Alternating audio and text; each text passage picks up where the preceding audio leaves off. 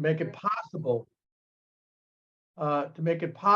for Jackie Robinson to enter Major League Baseball.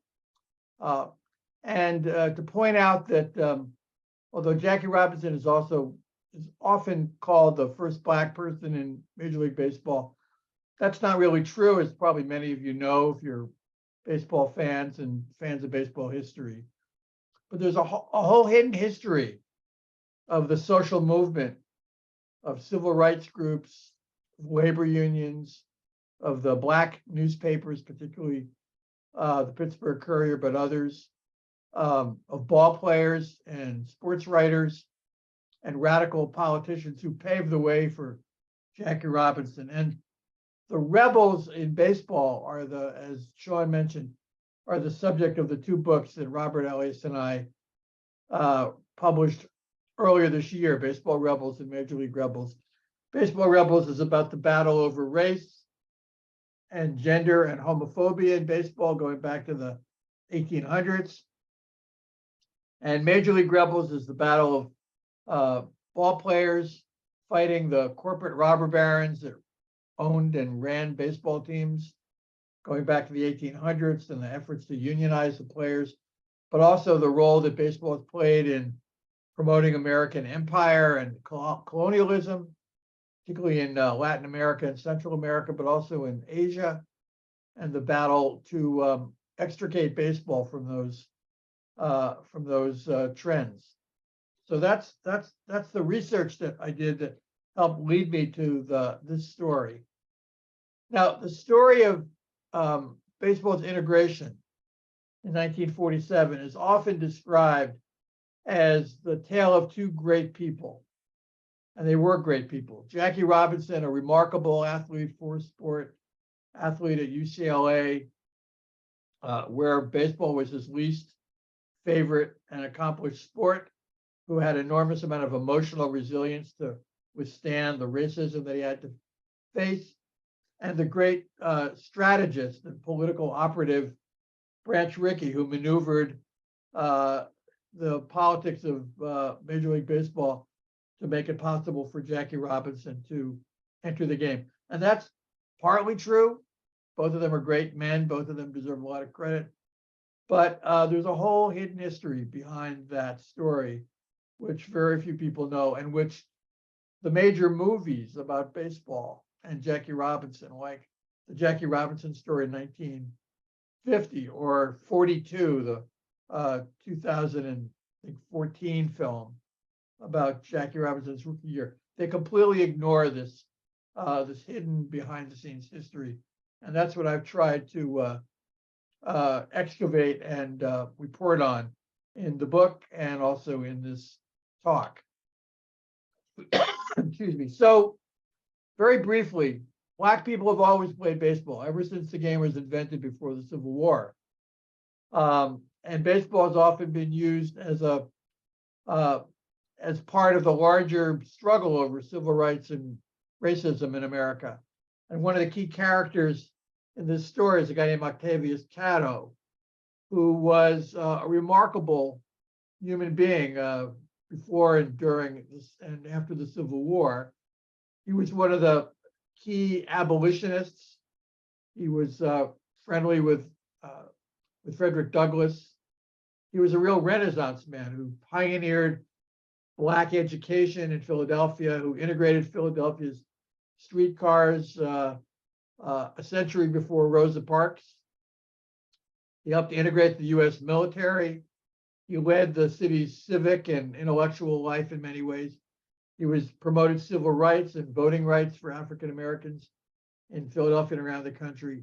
And he died as a martyr. You see the painting of him being murdered when he went to vote and tried to get other Black people to vote during the mayor's race in Philadelphia in 1871. But for these purposes, Catto was the founder, the captain, and the star shortstop of the Black Pythian Baseball Club, which became a major vehicle for his work in civil rights.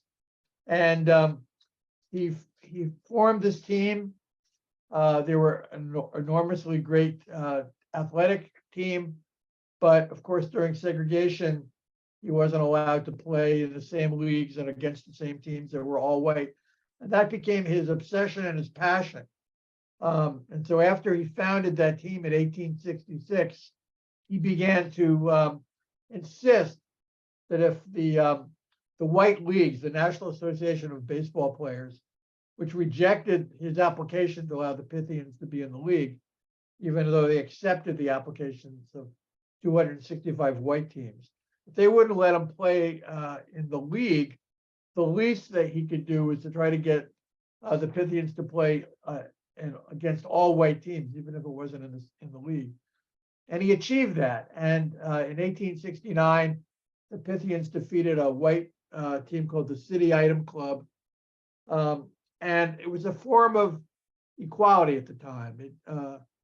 Although there was a lot of controversy over it, it reminded people that African Americans were just as good as athletes and in other ways as their white counterparts. And it was part of the ongoing struggle for civil rights and integration in America. And Cato, I think, should be in the Hall of Fame. Those of you that are familiar with the history of Black baseball know that Moses Fleetwood Walker was a catcher and first Black ball player in the major leagues in the 1880s, before the Jim Crow system inhabited baseball.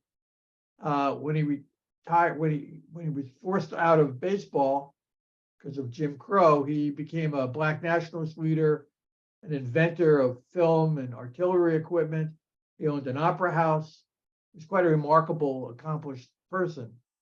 And Bud Fowler, who you can see on the right in the middle of the photo, was the first Black player in 1872 to play. He didn't play the majors, but he did play in semi-pro teams and against white teams and with white teammates. And as you know, he was elected to the Hall of Fame last year. But of course, the enemy of all this is Cap Anson, the manager and star player of the Chicago White Stockings, who in the 1880s said he and his team would refuse to take the field if Walker or any other Black player was playing on the opposite team. And he had enough power, enough influence, that he was able to instigate kind of an informal rule of against Black players playing in the professional major, what we would now call the major leagues. I don't believe in necessarily in tearing down monuments and canceling things, but if the Hall of Fame was ever to remove a plaque from the wall, it probably would be Cap Anson. The founder of the Negro Leagues, Rube Foster, was an enormously great pitcher. The Negro Leagues were part of a much bigger movement in America during Jim Crow, which was the creation of alternative parallel institutions in the Black community because of segregation. So there were Black high schools, Black colleges, Black hospitals, Black social clubs, Black civil rights organizations, and Black sports leagues, including the Negro Leagues. And Foster was not only a star pitcher, but he was the founding member of an executive of the Negro Leagues. And he deserves a lot of credit for creating this alternative institution, which allowed Josh Gibson and many other great ball players, Black ball players, to make a living and become celebrities in their community.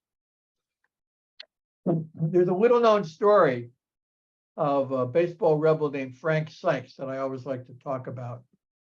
Frank Sykes was a pitcher for 5 Black teams in the Negro Leagues between 1913 and 1926.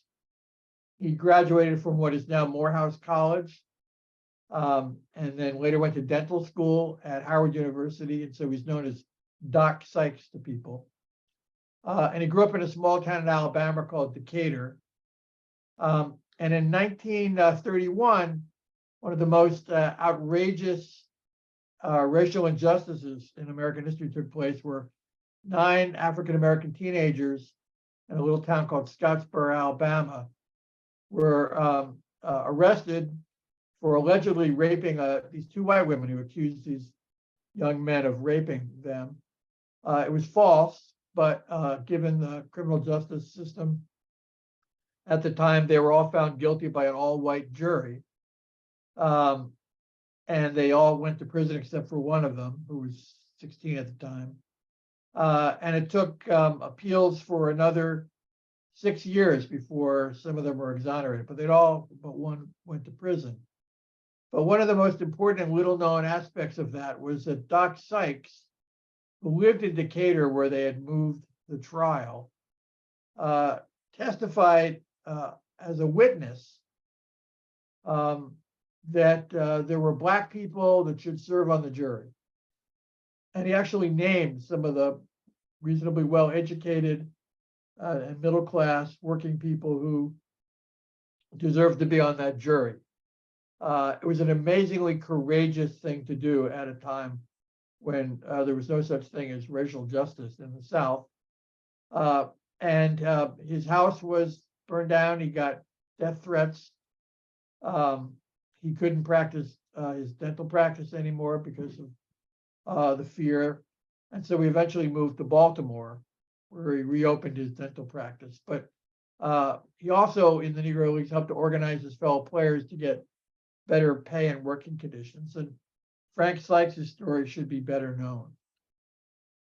So these are names, like many that are familiar to all of you that are well-read in Black American history and baseball history. Of course, Josh Gibson and Satchel Paige and Oscar Charleston. We all know about them, but at the time they were playing, very few white Americans heard of these people or any of the other players.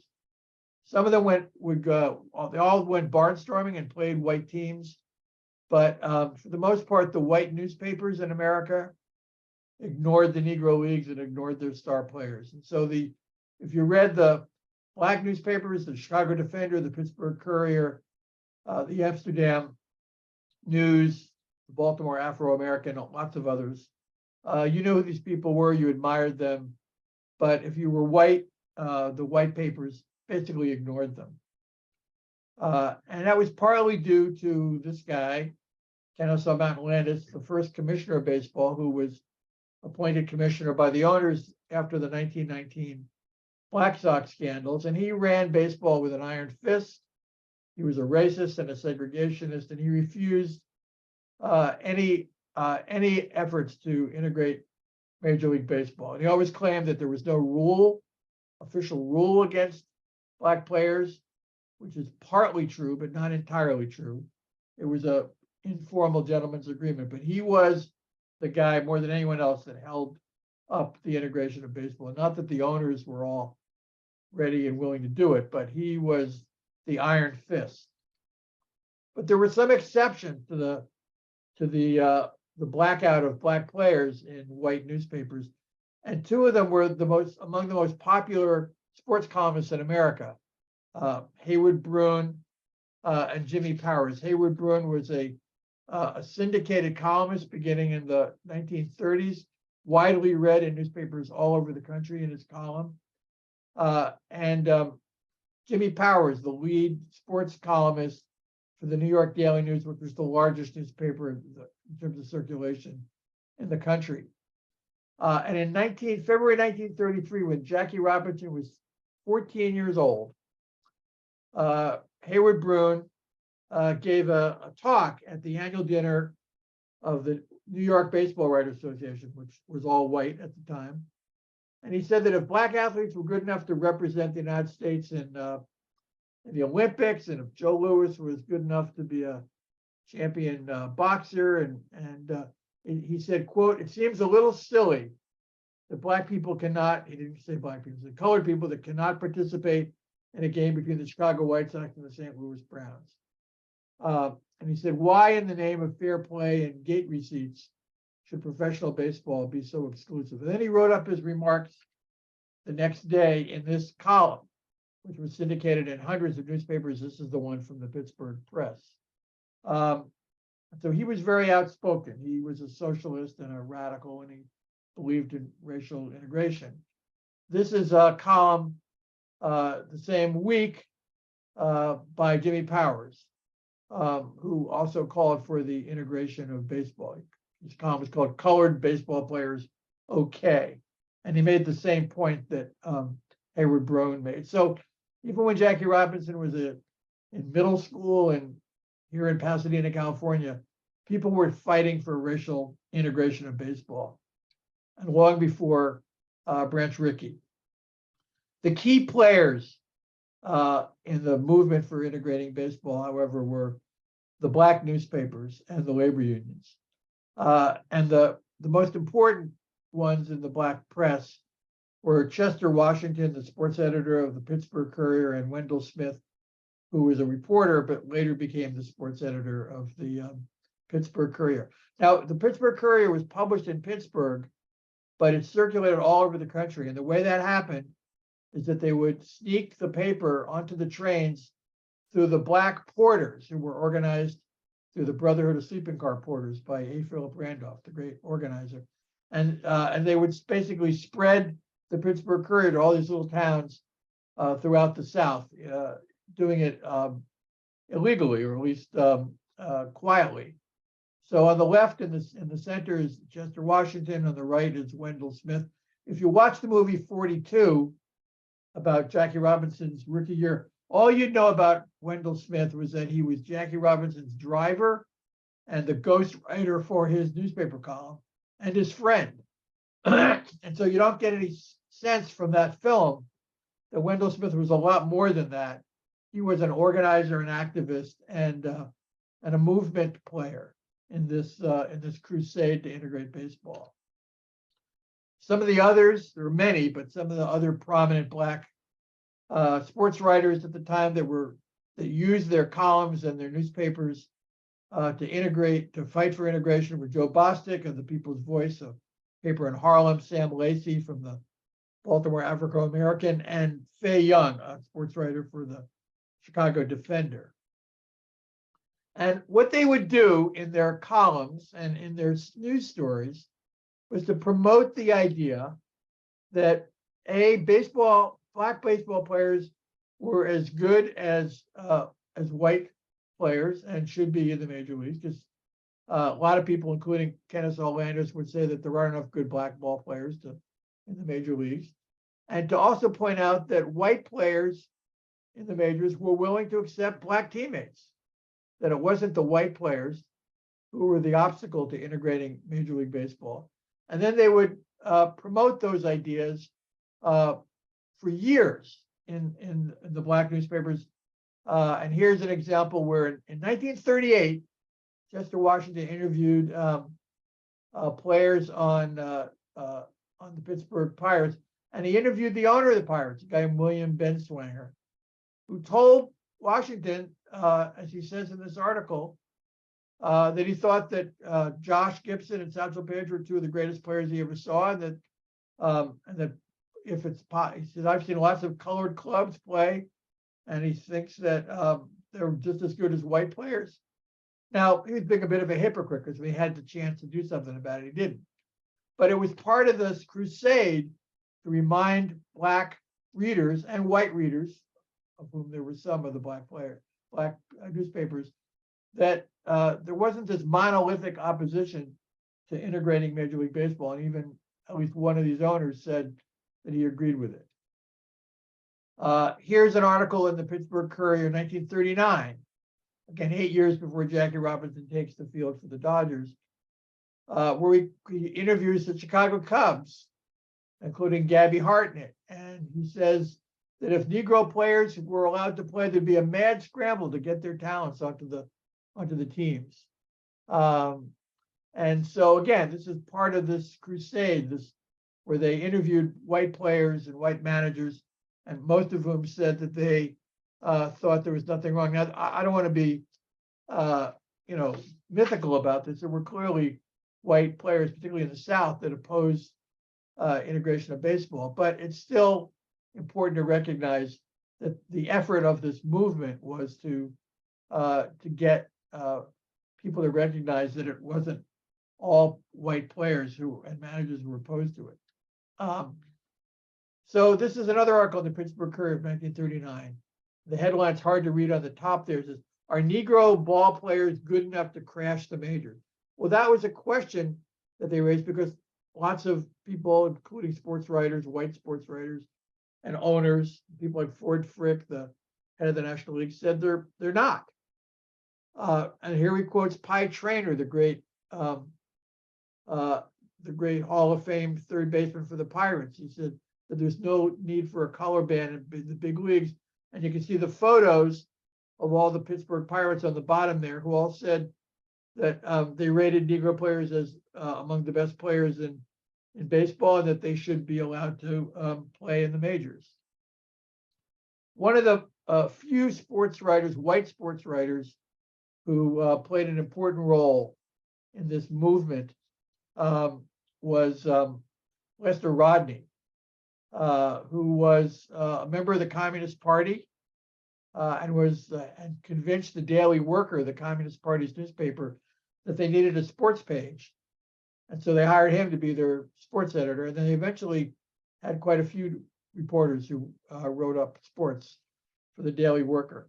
And he saw, like the Communist Party in general, that he thought that racial integration in all of America, including baseball, was an important thing to fight for. And he did it in the pages of the newspaper and did the same thing that the black sports writers did.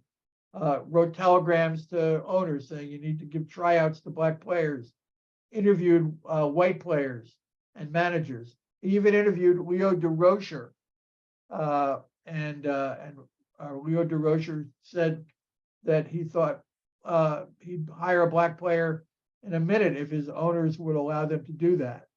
And so it was part of this ongoing struggle to persuade Major League Baseball and Landis that public opinion was on their side, and to break down the barriers that Landis and the other owners, beside Benswanger, had put up against integration.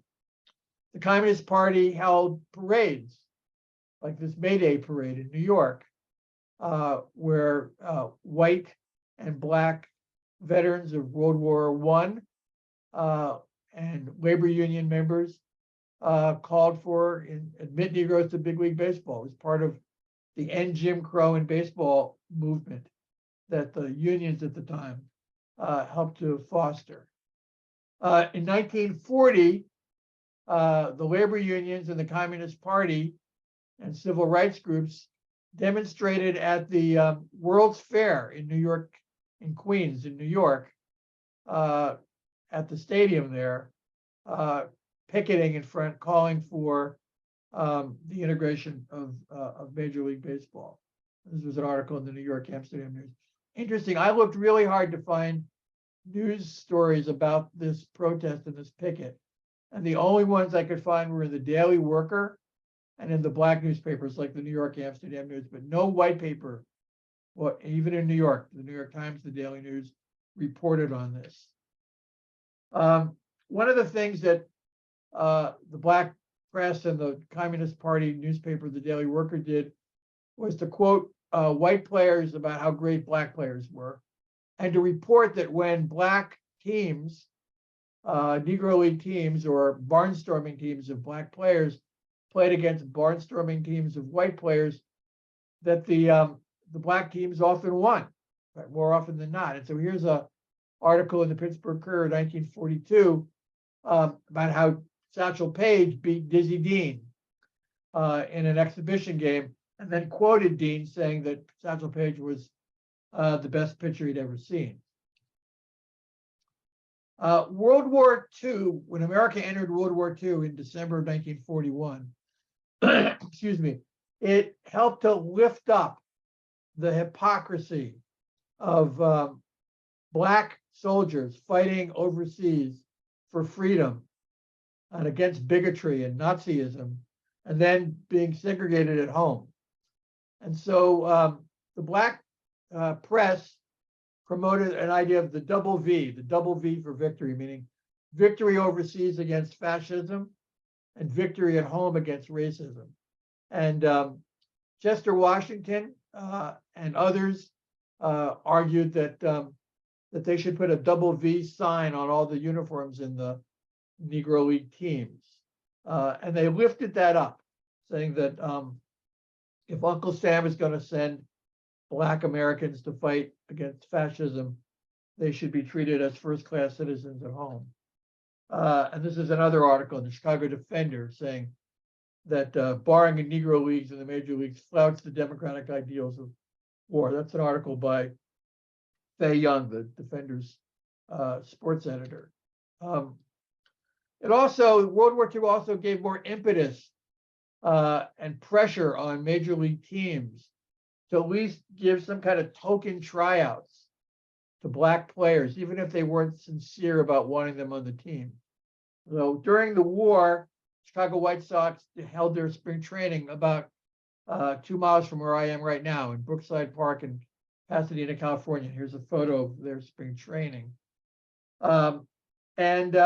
Under pressure, the White Sox gave a tryout to 2 young professional ball players, Jackie Robinson and Nate Moreland, who both grew up and lived in Pasadena.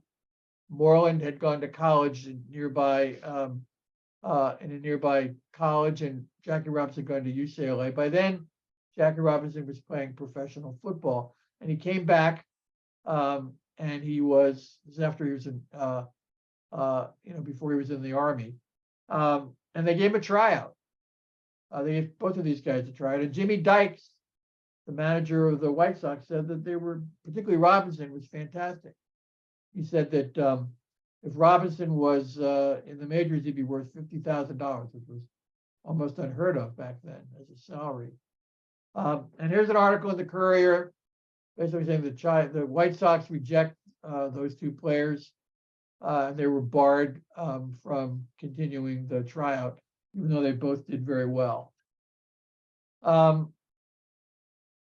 There were also pickets in front of, in New York, in front of Ebbets Field, Yankee Stadium, Polo Grounds, and even out here in California, the labor unions, the civil rights groups like the NAACP and the Communist Party, 3 groups that didn't always see eye to eye, did see eye to eye on integrating Major League Baseball. And they went to Wrigley Field, which was the field that the LA Angels, then a minor league team for the Chicago Cubs, played on, and they picketed. I could find no photos of that picket, but here's the newspaper story in the Pittsburgh Courier about that. And the unions kept harassing and petitioning and pressuring Landis and the owners. 1942, they passed a resolution, the CIO, the Congress of Industrial Organizations, and the Maritime Workers Union sent a telegram and a petition to Judge Landis, to Commissioner Landis, asking for a meeting and saying that there should be integration. And the Packing House Union did the same thing. It says that banning Black players in the major leagues is an expression of Hitlerism that we're all seeking to destroy. And this is the Chicago Defender. All this time, Landis denied that there was a rule against Black players in the majors. And again, it was a gentleman's agreement. You couldn't find anything on paper, but it was as solid as a contract. The movement to integrate baseball got a big boost in June of 1942 when the Catholic Bishop of Chicago, a guy named Bernard Shiel, announced at a meeting of the CIO of unions. Here he is with John L. Lewis, the head of the Congress of Industrial Organizations on the left there, where Bishop Shiel basically said he supported the integration of baseball. He was a major political and moral force, not only in Chicago, but around the country. And again, that helped. It also helped that Lester Rodney helped to recruit in 1939 a couple of major league players, particularly Red Rolfe, to do a column in the Daily Worker. And they always tried to get ball players who were not communists, but nevertheless to write stories for the Daily Worker. And because Lester Rodney had such a good relationship with so many ball players, that he was able to do that. Leo DeGroscher, I hope I can say this in public. Leo DeGroscher once said to Lester Rodney, "For a fucking communist, you sure know your baseball." So it was, they knew what they were talking about. Again, the CIO, I don't know why they called it a Negro group, because the CIO was a white and black organization of workers and unions. They demanded a meeting with Landis and the owners, and once again, in December 1942, they refused to meet with them. But Wendell Smith was a better organizer in some ways, and with the Pittsburgh Courier. And in December of 1943, he persuaded Landis to allow the owners and the publishers of the major black newspapers to meet with the owners of the 16 major league teams at the time at their annual meeting in Chicago. And this is a photograph outside that meeting of two of the sports writers on the left, Wendell Smith on the right, and there's Paul Robeson, the great artist, singer, activist, Broadway star, movie star, concert soloist. At the time, probably along with Joe Louis, the most well-known African-American in the United States and widely admired. This is before he got blacklisted during the McCarthy era. And he spoke at this meeting. They invited him to join the owners of the black newspapers.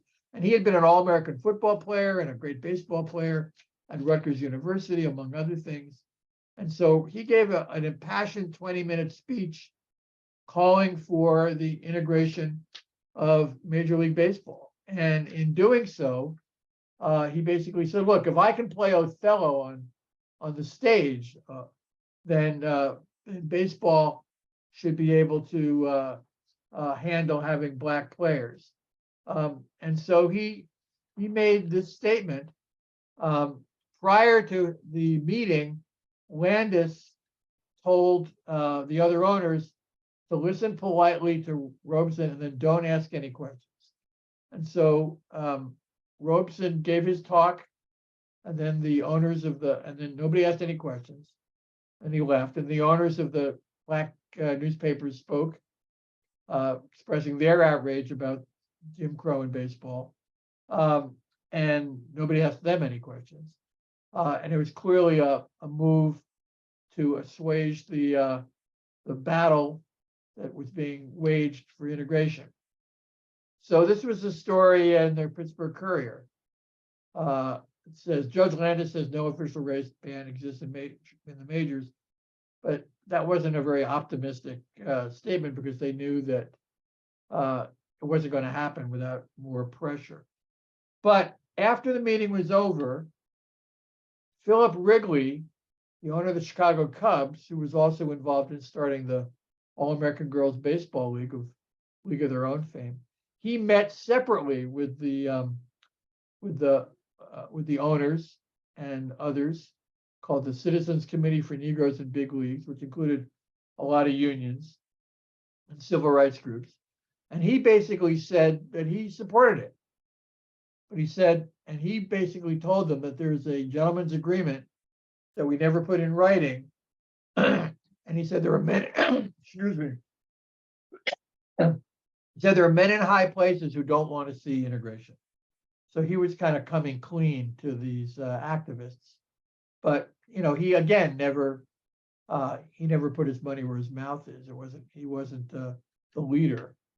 And so the same coalition of unions and civil rights groups and the black newspapers and others, they sent a telegram, a resolution to FDR saying that he should create a fair employment practices investigation of segregation in baseball. And again, just keeping the heat up, keeping it in the press, keeping people talking about it, getting people to to pay attention. Bill Veeck is an interesting story because he was a maverick in many ways. He was a socialist. He voted for Norman Thomas for president several times on the Socialist Party ticket. He eventually, as the owner of the Cleveland Indians, integrated the American League with Larry Doby in 1947. But if he had his way, according to Veeck in his autobiography, Veeck as in Wreck, he would have integrated baseball 4 years before Branch Rickey did. Now, this is a story that he tells in his autobiography, and there's been a big debate among baseball historians about how accurate it is, although Veeck's biographer believes that it's true, but I wanted to put that caveat in there. So according to Veeck, he learned that the Philadelphia Phillies had gone bankrupt and were for sale. And so he made a deal with the Phillies owner, a guy named Jerry Nugent, to buy the team with money from the CIO unions. He ran into John Carmichael, a reporter, a sports writer for the Chicago Daily News, at the train station on his way to Philadelphia, to seal the deal. And he told Carmichael, according to Veeck, I'm going to Philadelphia, I'm going to buy the Phillies, and you know what I'm going to do? I'm going to put a whole black team on the field. That was what he says in his autobiography, Veeck as in Wreck. He believed that he could turn the Phillies into a winning team and make money at the same time and demonstrate that black players were equal. And he had a long history of civil rights activism, even when he owned the Milwaukee Brewers, the minor league team, and he refused to abide by segregation during spring training in Florida. So he was definitely sincere about this. Whether this was a true story about the Phillies is another question. Anyway, so he goes to Philadelphia and to seal the deal, and learns when he gets there that he'd made one crucial mistake. He had called Commissioner Landis to tell him what he was going to do. And before he got off the train in Philadelphia, Landis had already arranged to sell the Phillies to another owner who wouldn't integrate. And so that never happened.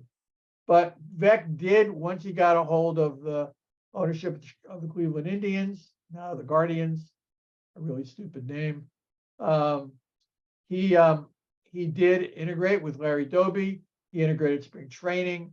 He moved spring training. He was the first to move spring training to Arizona, which was by no means a bastion of racial justice, but was not officially segregated the way Florida towns were during spring training. So you got to give some credit to Bill Veeck. Happy Chandler, one of the most important turning points in the movement to integrate baseball was that Landis died in 1945, and the owners replaced him with a guy named Happy Chandler, who'd been both a senator and the governor of Kentucky. Now, knowing that, you would think he would have been a segregationist, as were most white Kentuckians at the time, and he probably was. But when a Pittsburgh Courier reporter named Rick Roberts interviewed Chandler and asked him his views about integration, he was shocked to hear Chandler say that he thought that players should be allowed to be hired by teams, quote, regardless of their origin or race. And so this was the first sign that when Landis died and there was a new commissioner, that maybe things would open up. And Chandler was open to the idea of integration. This was in 1945. And a couple of months later, Branch Rickey did sign Jackie Robinson. But to continue the story just for a few more minutes, in April 7th, 1945, Joe Bostic of the Harlem paper, The People's Voice, brought these two Negro League players, Terrace McDuffie and Dave Thomas, to Bear Mountain near West Point, where the Dodgers were holding their spring training without notice, and told Branch Rickey, insisted that Branch Rickey allow Leo DeRocher to try these two black players out. Now, unfortunately, although McDuffie had a reasonably good career in the Negro Leagues, by then he was in his mid-30s and he was way past his prime, and Dave Thomas was never that great a player. And so they weren't the caliber one would expect. It's not clear why Joe Bostic picked them, except they happened to be nearby. So they did get a tryout, and Bostic leaked the story to the New York Times the next day, and this was a story in the New York Times. 2 Negroes are tried out by the Dodgers, but they failed to impress President Rickey. But Rickey by then had already had plans to integrate baseball, because he had a few weeks later he signed Jackie Robinson, although he didn't go public with it until October. But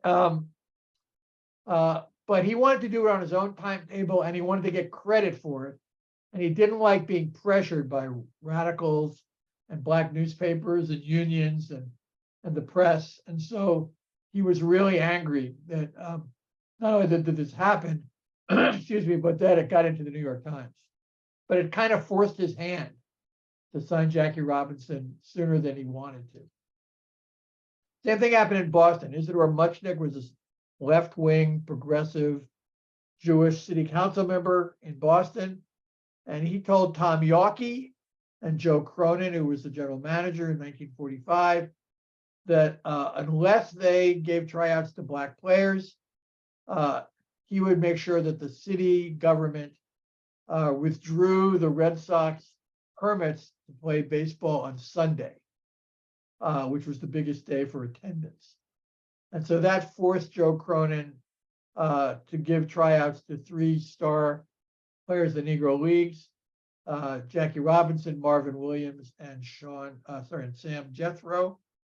And so they did get a tryout. Once again, Jackie Robinson who at the time was with the Kansas City Monarchs. He performed really well. He later became very close friends with Muchnick.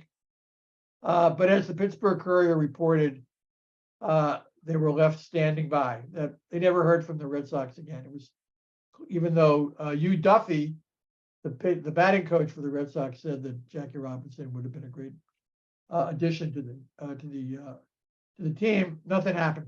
So the result of all this, of course, is that the Red Sox, who were owned by Tom Yawkey, probably the most racist of all the owners, they didn't integrate until 1959 with Puncy Green. They were the last team to integrate. They could have been the first team to integrate, but including with Sam Jethro, but they didn't. I'm not going into detail about this, but there are a lot of left-wing progressive politicians, including Philo LaGuardia, the mayor of New York, Ben Davis, a member of the city council of New York and a member of the Communist Party, and Vito Marcantonio, a left-wing congressman from New York, from Harlem, who were pushing for the integration of baseball, got the state legislature to pass a law calling for the integration of baseball. So there were always these political allies in cities around the country. It wasn't just people like Isidore Muchnick. And the fact that there were black players playing in the Mexican League made a big difference, because it was in the Mexican leagues that black players began to feel like they were being treated equally, got them even more angry about the segregation. They met white players, including some former major leaguers, who jumped to the Mexican League because they paid them 2 or 3 times what they were getting in the major leagues. And so that helped to break the barriers as well, having integrated teams of white, black, and Latin American players playing first-class baseball that made the players and the quality of play in the Negro League, in the Mexican League, was really fantastic. My final story is about a guy named Sam Naham, who grew up in Brooklyn in a Jewish Syrian family. Arabic was his first language. He was a star football player and baseball player at Brooklyn College in the early 1930s. Casey Stengel hired him as a pitcher in the Brooklyn Dodger teams. He played the minors for a couple of years. He was brought up to the majors in 1938. He pitched a great game in his opening game. He came in second in the ERA one year. He was traded to the Cardinals, then he was traded to the Phillies. He was a so-so player. He doesn't deserve a lot of recognition as a player. What he does deserve recognition about, and there's a little-known story about it, is that during World War II, he wanted to join. He was Jewish. He wanted to fight to beat Hitler. And so it took him a while before they sent him overseas. While he was stationed in New York at an Air Force base, he played, exhibition games and beat major league teams. And he played a lot of Negro League teams at the time in the exhibitions. And so he eventually went overseas in 1943 in a little town called Oissy, France. After the Germans surrendered in 1945, the military started expanding baseball teams on every military base in Europe, and they held a contest, a World Series. And so they asked Nahum, who'd been a major leaguer, to organize the team in this little town in France on his base. And he did. And his team, which is pictured on the right, was there's Sam Nahum on the top, the fourth guy from the left. He was also a communist, and he believed in integration. So even though the teams on the military bases during World War II were all segregated, Sam Nahum insisted. It's not clear who he insisted to, but he hired or recruited 2 star players for the Negro Leagues in order to guarantee that they'd have a better team, but also as a matter of principle. One was Willard Brown. You see them at the lower right. The other was Leon Day, who pitched for the New York Eagles. To make a long story short, they beat General Patton's team for the military World Series championship in September of 1945. Patton had rigged the team so that there were 7 or 8 major leaguers on his team called the Red Circlers. The only major leaguers on Nahum's team were him and a guy named Bowers, who played for the Pirates for 2 years.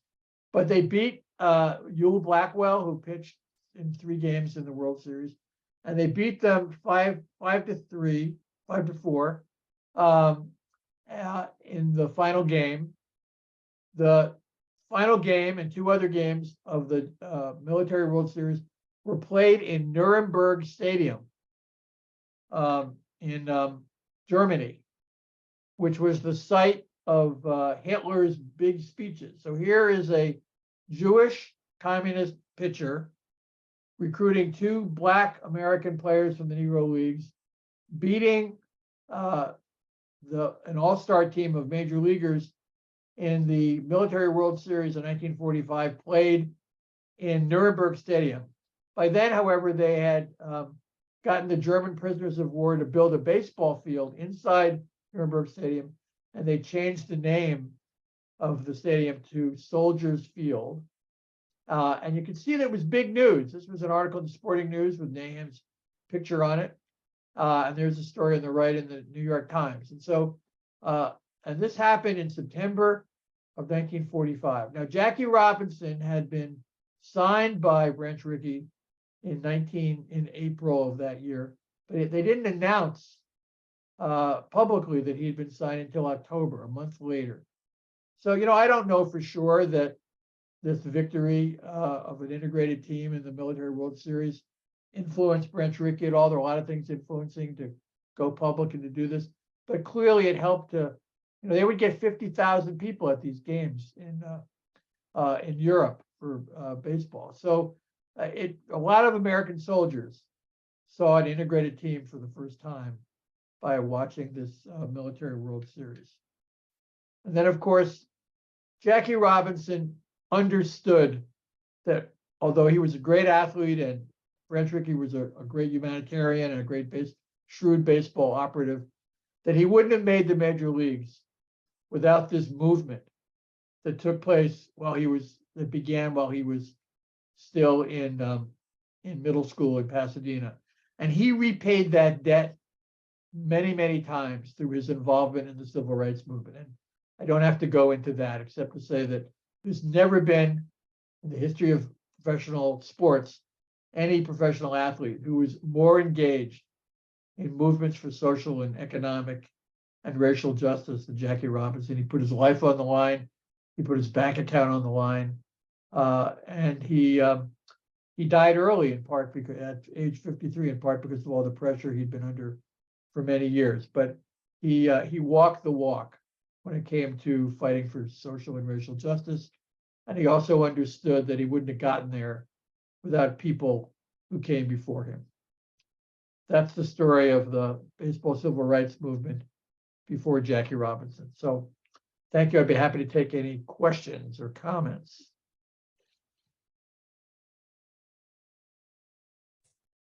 Thank you, Peter. Wonderful presentation. And I'm still trying to drum up questions, but you're stuck with a couple from me, I suppose, to start things off. On July 5th of 1930, Colonel Rupert opened up Yankee Stadium to help support a union, A. Philip Randolph's Brotherhood of Sleeping Car Porters. Yeah. Do you have any insight on that event, either on the field or off the field, that you could share? You know what? I don't. I'm fairly familiar with the history of the Brotherhood of Sleeping Car Porters, and I wrote a book about 10 years ago called "The 100 Greatest Americans of the 20th Century: A Social Justice Hall of Fame." And A. Philip Randolph was one of the people that I profiled, but I don't know about that story in the Yankee Stadium. Except here's one possibility. Now that I think about it, one of the teams that played in Yankee Stadium was the New York Black Yankees. They rented the field, and Jake Rupert and the Yankee owner made a lot of money, as did other major league owners, in renting out their teams to the Negro League teams. And one of the owners of the New York Black Yankees was Bill Robinson, known as Bojangles, the great dancer and performer. So it's who was also a supporter of civil rights, even though people called him an Uncle Tom. He was definitely a supporter of civil rights. So it's possible that Bill Bojangles Robinson intervened on behalf of A. Philip Randolph and the Black Union, who were the porters on the sleeping car trains, and asked him to allow them to use the stadium. It's also possible, and we might want to look that up.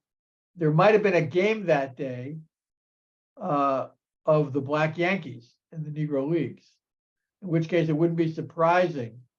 For example, Effa Manley, who owned the Newark Eagles, was also active in the civil rights movement and used her stadium and her presence as a big advocate for civil rights in New Jersey and New York. So now that I think about it, since you've asked that question, my first instinct would be to say that it was during a game of the New York Black Yankees owned by Robinson, by Bojangles Robinson, and that might have been the venue where they held the fundraiser. But this is all what I'd say an educated guess. All right. Well, thank you for that. Alan Saul offers a comment, and as I did, he says, thanks for a tremendous presentation. And he says it was nice to open with Cato, and he also enjoyed your introduction of Press Box Red. I think that's Lester Rodney. Yeah, Lester Rodney was called Press Box Red in the biography of him. Yeah. So I just wanted to pass that point on from him. And I'm going to, as long as I have the mic, let me try another question. Okay. You mentioned Octavius Cato as a possible Hall of Famer. Are there any others, black or white, in the integration of baseball story that you feel could also get such recognition? Yeah, there are a lot of them. And I think that even Fleet Walker. So there's a big question. I assume some of the people in the audience here are SABR members, as am I. There's a big question about what are the qualifications to get into the Hall of Fame. If you're a player, there's certain thresholds, but they vary from year to year. And if you're an owner or an executive, it's who your friends are. Lots of third-rate owners, as well as Commissioner Bowie Kuhn, who was like a complete incompetent as the commissioner. His friends on the Hall of Fame board of directors got him elected to the Hall of Fame. Meanwhile, they kept Marvin Miller out of the Hall of Fame for 30 years on the grounds that he didn't deserve it because he wasn't a player and he wasn't an owner. And, it was basically anti-unionism.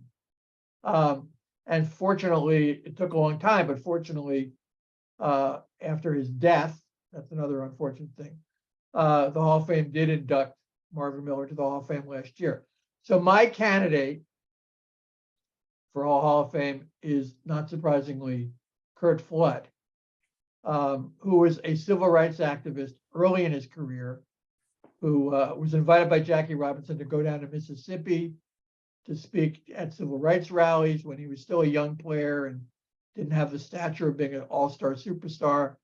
And he did that out of conscience. And also out of conscience, he sacrificed his career for other players who would come later by challenging the reserve clause. Excuse me. And, he was an 8-time All-Star. He was a 4-time All-Star, an 8-time Gold Glove winner. He was the co-captain of 2 pennant-winning Cardinals teams. So as a player, he is sort of on the borderline of getting into the Hall of Fame. But as a human being, as a public figure, as an activist, as somebody who made a major change to baseball, even though he didn't win his 1970 suit against Major League Baseball to overturn the reserve clause, he set it in motion. And Jackie Robinson was one of the 3 players who testified on his behalf at his federal trial. And so the others were Jim Brosnan and Hank Greenberg, a former player. And so they understood that what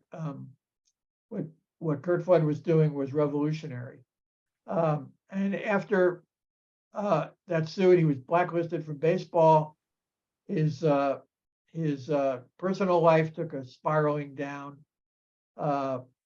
and he suffered a lot during the last few years of his life. I interviewed his wife, Judy, a widow, Judy, who told me about their first date. And she was a member of the Screen Actors Guild. She was a famous actress. And he kept asking her on the first date about, is it really true you can have agents if you're an actor? Is it really true you have a union? Is it really true that, this is in the early 60s, is it really true that you can leave your studio and go to another studio? In other words, he was pumping her with questions that were on his mind that later became the basis of his lawsuit against the iron grip that major league teams had on their players, a form of indentured servitude, he felt. And he called himself a well-paid slave. So I know I'm giving a sermon here, maybe to the converted, but I think there's no doubt in my mind that the most important person missing in the Hall of Fame right now is Curt Flood. And it is sort of outrageous that Cap Anson, the instigator of Jim Crow in baseball, has a plaque there, but Curt Flood doesn't. Okay, here's one more from me, and Sean's telling us we only have 5 minutes left, so I'm looking for more questions. Do you think things would have been different if, let's just say, after the 1942 Negro League World Series, the Kansas City Monarchs were invited as a whole team to join the American League, and the Homestead Grays were admitted to the National League? Any reaction to that possibility? There is a play about which I wrote an article in a book that somebody else edited last year called Mr. Rickey Calls a Meeting. Yes. It's not true, but it's based a little bit on truth. That's a meeting of Bojangles.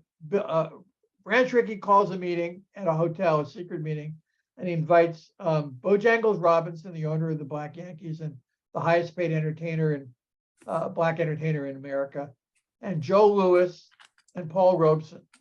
And he says, you're the three most powerful and well-known and respected figures in Black America and in New York. I need your support before I agree to integrate baseball with Jackie Robinson. And Jackie Robinson's in the room. Joe Louis and Bojangles Robinson basically, sure, you have our support. And Paul Robeson, the radical, says, you know, if you integrate Major League Baseball, Negro League Baseball within a few years is going to disappear, which is what happened. And all these jobs for players in the Negro Leagues are going to disappear, and there'll be a handful of them in the major leagues, but all these, and the people that work in the stadiums and all that kind of stuff. So he said, I'll agree to it if you agree to put an all-black team to get your fellow owners to get an all-black team in the major leagues. And Branch Rickey said that he couldn't do that because he didn't have the power to do that. I don't know, and I doubt that Paul Robeson ever actually said that, but it definitely conforms to what he might have said if he was put in that situation. So this is not a totally crazy idea. So if the Monarchs and what was the other team you wanted? The Homestead Grays. The Homestead Grays, yeah. Were played in the major leagues. At the time, they would have had to deal with going to St. Louis and Cincinnati and even Philadelphia. There would have been a lot of fights over segregation, but it would have been a fight worth fighting, and it would have exposed black players to white baseball fans, some of whom would have obviously fought it the way white people fought school busing, but many others would have been exposed and been thrilled to see the style of baseball played by the black players in the Negro Leagues. And so I think it would have hastened the rest of baseball to integrate, but it's such a, it's such a foreign idea in the terms of what people were talking about at the time. If the story in Bill Veeck's autobiography is true, and he was going to buy the Phillies and either put some black players on the team or put all black players on the team, it's not exactly clear what he meant to do. If the story is true, that would have had a big impact as well. But, these are all what ifs, what ifs. Well, you did a great job with my 3 what ifs. And I guess Sean's going to come back here now and close this down. But I very much appreciated your presentation and your answers. Great. I had a lot of fun. Yeah, thanks, Peter. Again, great presentation, as Ted mentioned. Ted, thanks for the questions and everybody else for your comments. As we wrap up, we're getting everybody for next month, which will be our last one for the year. We have Jim Overmeyer. He's going to do, the topic is going to be the life of Posey. That's going to be December 17th of next month. You can go ahead and register for that one now. I'm looking for a great presentation for Jim as we wrap up the 2022 season of series number 2. And again, as I mentioned, if anybody's interested in joining the panelists for next year, please contact myself, Tom Kern, or Ted Knorr. Again, Peter, thanks again. Peter and Ted, stay on. For everybody else, enjoy the rest of your day wherever you're at. Stay warm. Hopefully you have no snow. I know Peter's nice and warm on the West Coast, but that's on the East Coast here. Stay warm, and happy Thanksgiving to everyone, and we will see you next month. Bye.